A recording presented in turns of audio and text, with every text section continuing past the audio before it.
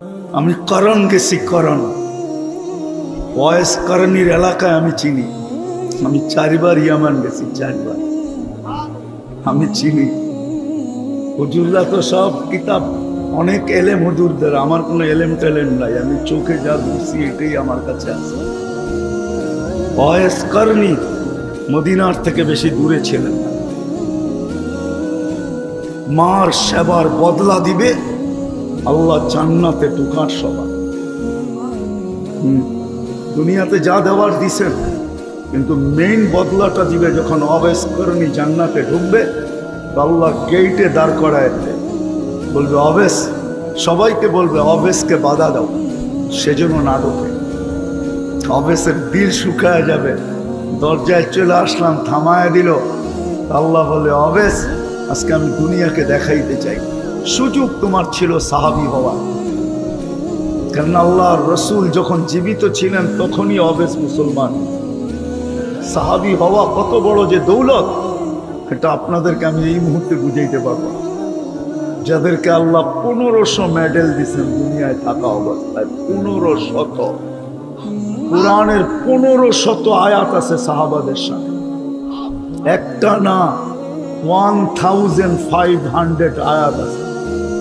সর্বশেষ আয়াত যেটা সাহাবাদের সামনে, কুল্লুন ওয়াদাল্লাহুল হুসনা, আল্লাহ বলছেন নবীজি সবাইকে বলে দেন সবার সাথে আমার জান্নাতের ওয়াদা। অবেশ সাহাবী হইতে পারত, কিন্তু এক মার এক ছেলে কার কাছে মাকে রেখে যাবে? মুসলমান তো হয়েছেন বটে, আল্লাহর দিকে তাকায় বলছে আল্লাহ, মার দিকে তাকায় আমি সাহাবী কোরবান করলাম, আমি মাকে কার কাছে রেখে যাব? জান্নাতের গেটে দিবে আল্লাহ বদলা। আল্লাহ বলবে অবেশ দোজখের দিকে তাকাও, তুমি যার উপরে আঙ্গুল উঠাবে তাকে আমি তোমার মার খেদমতের বদলায় জান্নাত দিব। অবেশ আঙ্গুল উঠাইতে থাকবে।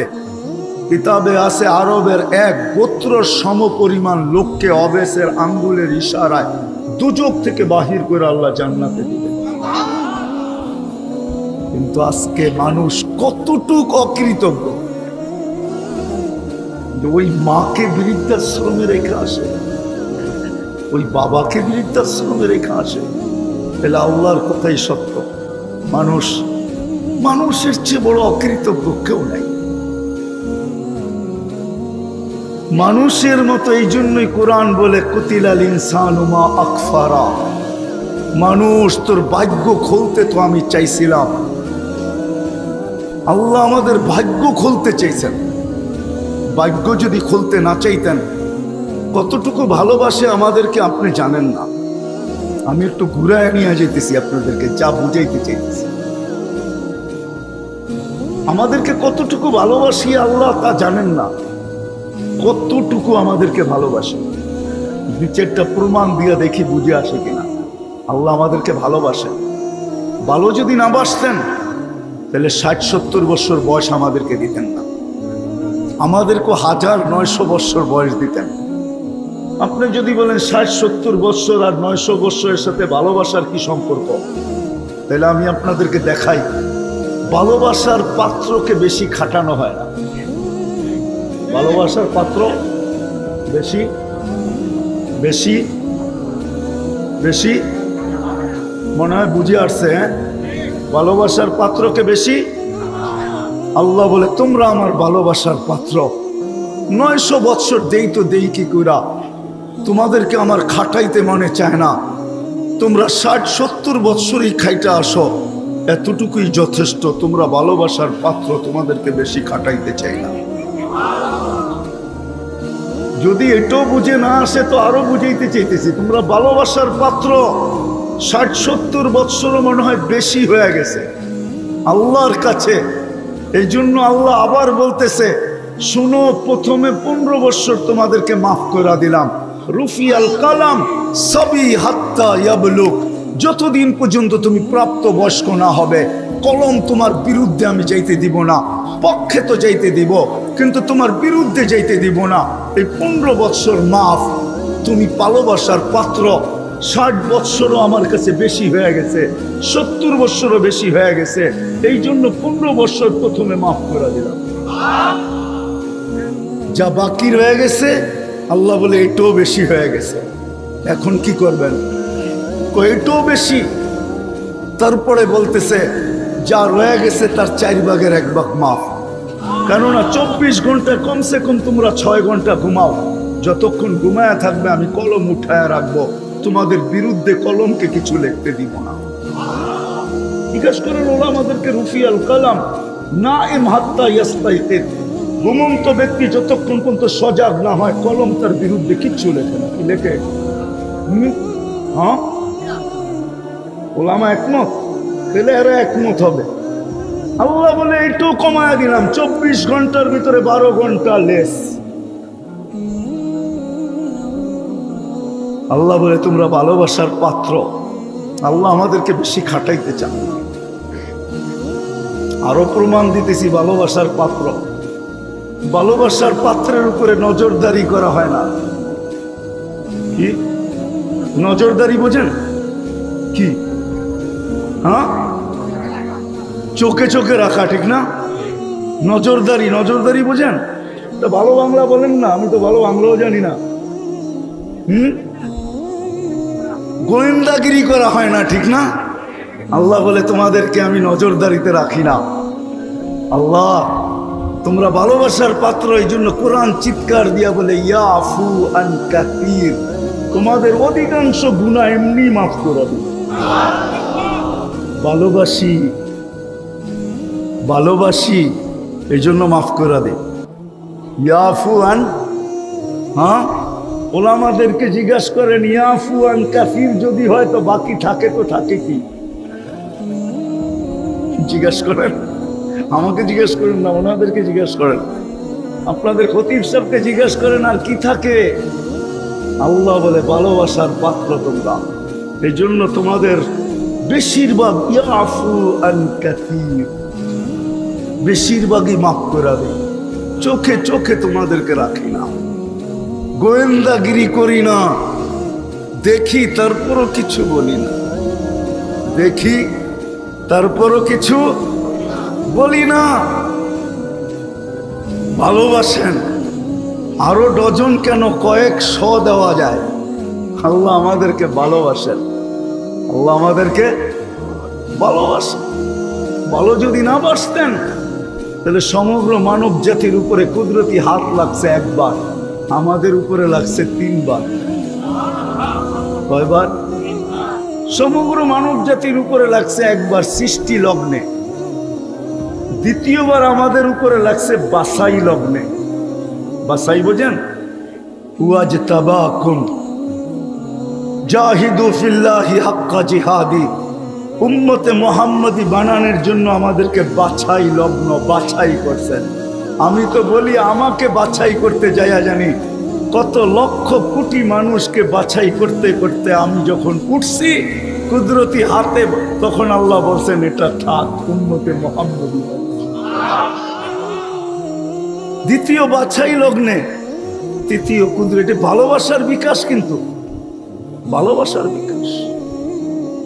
তৃতীয় বাছাই, তৃতীয় হাত লাগছেন যে বাছাই করলে কি হবে, তোমরা ব্র্যান্ডের জিনিস, আর ব্র্যান্ডের জিনিসে যদি ব্র্যান্ডের লেবেল না লাগলো তাহলে ব্র্যান্ডের হলো তো হলো কি? তা আল্লাহ আমাদেরকে ব্র্যান্ডের লেবেল লাগায় দিছেন, কুনতুম খায়রা উম্মাহ, লেবেল লাগানো, তোমরা খায়রে উম্মত, লেবেল আমাদের গায়ে লাগানো।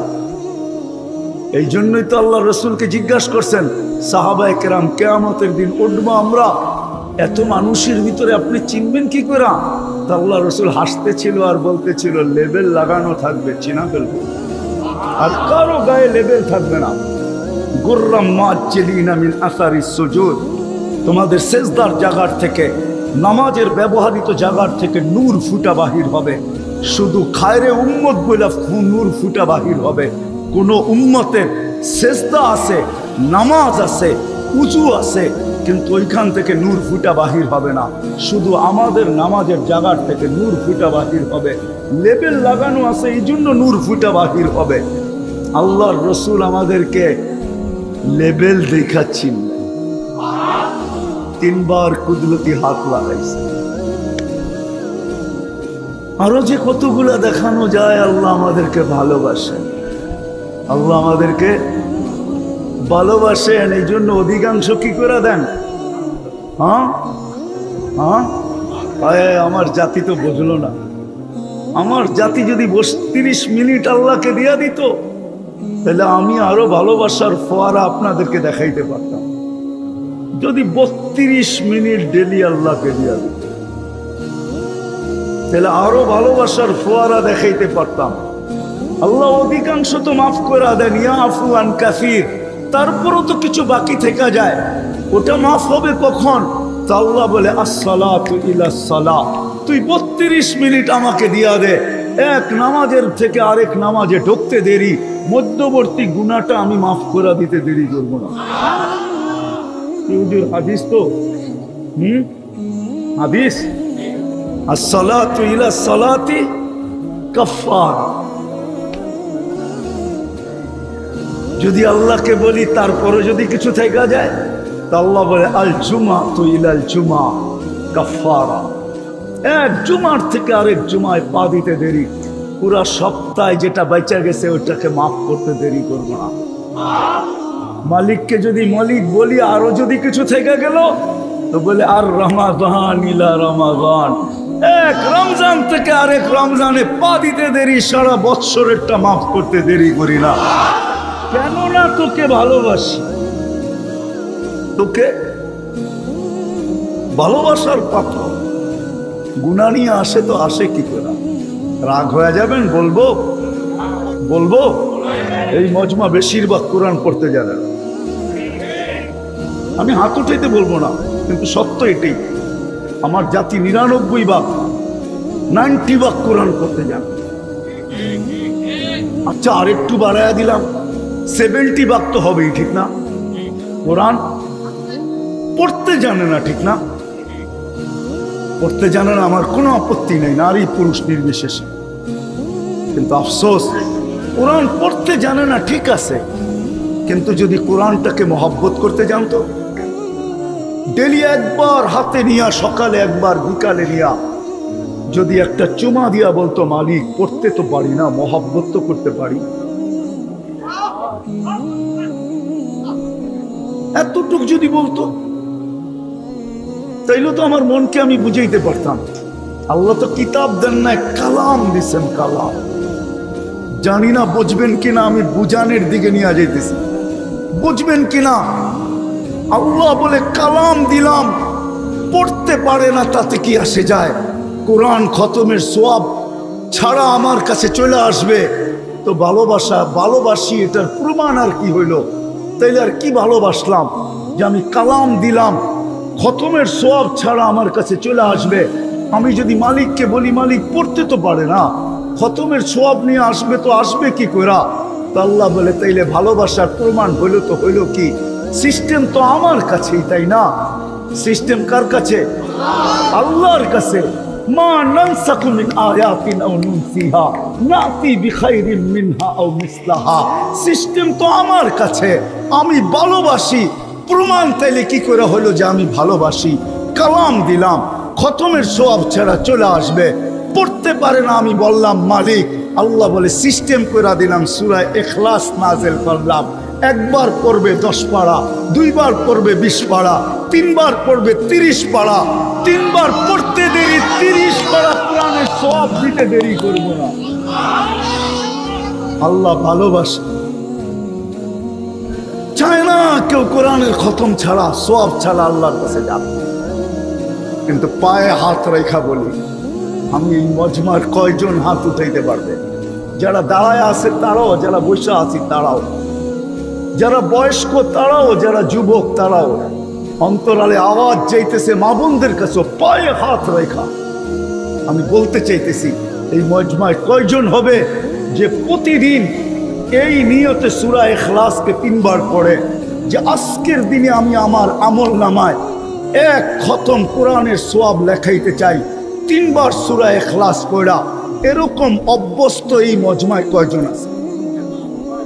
না না পড়ি না, পড়বো না, না পড়ি। আগে গ্রামার বোঝেন, বোঝেন হাত নামান, আগে গ্রামার বোঝেন। আমরা তো জানি না গ্রামার ভাষা, আপনারা তো শিক্ষিত, আপনারা আমাদের চেয়ে গ্রামার ভালো জানেন। আমি কন্টিনিউ ডেলি পড়ি, এটা আমার অভ্যাস যে আমি 3 বার ডেলি সূরা ইখলাস এই নিয়তে পড়ি যে আমার আমল নামায় 1 খতম কোরআনের সওয়াব লেখা হোক। যদি পড়তাম তাহলে 31st নাইটের দিন হয়তো নতুন বৎসরের জন্য কেউ খুশি করত, আর আমি খুশি করতে পারতাম যে 31st নাইট 365 দিন আমার আমল নামায় 365 খতম লেখা হয়ে গেছে, এই জন্য আমি আজকে খুশি করতেছি। পারতাম না, পারতাম না। কিন্তু আমার জাতি কয়জন পড়ে? ভালোবাসা, হায় হায় ভালোবাসা। কিন্তু নাইলে এটা কোনোদিন দিতেন না। ওলামা যদি আমাকে বলে যে আপনি এটা কোত্থেকে বাহির করলেন, কিন্তু হাদিস তো সত্য, 1 বার 10 পারা, ঠিক না? কিন্তু সূরা ইখলাস তো আল্লাহ নাযিল করছেন, আল্লাহর পরিচয়। ওনারা শানে নুজুল এটা বলবে। আমি সাহাবীর কল দিয়া দিতেছি, সূরা ইখলাস যেদিন নাযিল হয় তো গ্রাম্য সাহাবী মদিনায় দৌড়াইতেছিল আর স্লোগান দিতেছিল, নেমার রব রব্বুনা, জয় আমাদের রবের জয়। তো সবাই থামায়া জিজ্ঞাসা করছে, তুই এই স্লোগান দিস কেন? যে জয় রবের জয়, কিসের মাধ্যমে জয়?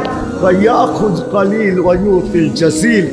ছোট একটা সূরা, 3 আয়াত, পড়তে লাগে না 1 মিনিট, কিন্তু সওয়াব তো দেয় 1 গাঁটটি।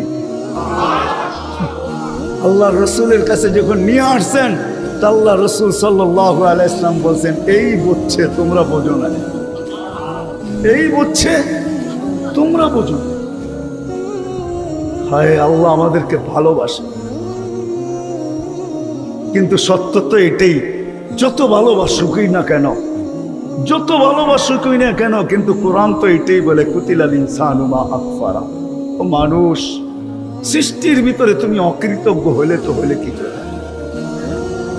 একটা তো দেখাইলাম বাস্তব, মা বাবা দিয়া, আল্লাহ দিয়েও দেখা যায়, দেখানো যায় যে আমরা কতটুকু আল্লাহর অকৃতজ্ঞ। অকৃতজ্ঞ যদি না হইতাম তাহলে তো সবাই অভ্যস্ত হইতাম। কোরআন ডেলি সকালে বিকালে নিতাম আর একটা চুমা দিতাম আর বলতাম আল্লাহ আমি ভালোবাসি। আর সত্য এটাই যে কোরআনকে যতটুকু ভালোবাসবে, কোরআন তাকে বুকে জড়ায়া জান্নাতে ঢুকাবে। কোরআন তাকে বুকে নিবে। আজকে সে বুকে নিতেছে, কালকে কোরআন কিন্তু তাকে বুকে নিবে। কোরআন তাকে কাঁধে নিবে, কোরআন তাকে মাথায় নিয়ে জান্নাতে পৌঁছাবে। ওলামাদেরকে জিজ্ঞাসা করে,